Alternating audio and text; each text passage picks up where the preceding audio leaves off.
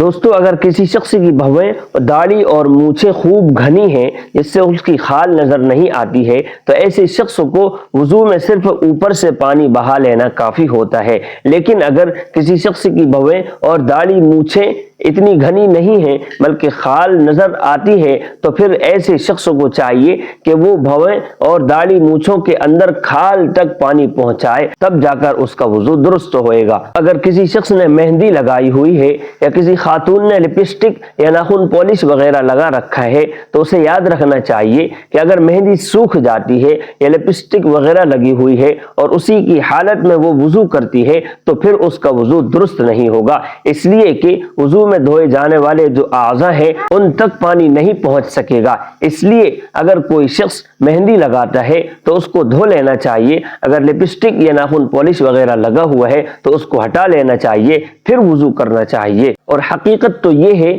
کہ لپسٹک اور ناخن پالش وغیرہ لگانے سے بالکل بچنا چاہیے، اور اگر کسی شخص نے کسی خاتون نے مہندی لگا لی ہے تو اس کو دھونے کے بعد پھر وضو کرنا چاہیے، اس کے دھونے کے بعد وضو درست ہو جائے گا۔ بہت سے لوگوں کا کلر پینٹ کا کام ہوتا ہے، وہ پتائی کا کام کرتے ہیں، تو اب اگر کسی شخص کے اعضاء پر جو وضو میں دھوئے جاتے ہیں کلر پینٹ لگ جاتا ہے تو جب تک وہ ان کو چھٹائے گا نہیں، ختم نہیں کرے گا، اس وقت تک اس کا وضو بھی درست نہیں ہوگا۔ اس لیے اگر کسی شخص کے ہاتھ پیروں میں کلر پینٹ وغیرہ لگ جاتا ہے تو اس کو چھٹا کر ہی وضو کرنا چاہیے۔ دوستو سیاہی وغیرہ اگر کسی کے ہاتھ پیروں میں لگ جاتی ہے یا ووٹ ڈالنے کے بعد ناخن پر جو سیاہی لگائی جاتی ہے تو اس کے لگنے سے وضو پر کوئی فرق پڑے گا یا نہیں، تو ہمیں یاد رکھنا چاہیے کہ اگر ہاتھ پیروں میں سیاہی وغیرہ لگی ہوئی ہے یا ووٹ ڈال کر آئے ہوئے ہیں وہ سیاہی لگی ہوئی ہے تو اس کے لگے ہونے کی حالت میں وضو درست ہے، کر سکتے ہیں۔ دوستو اگر کسی شخص کے ناخن لمبے ہیں،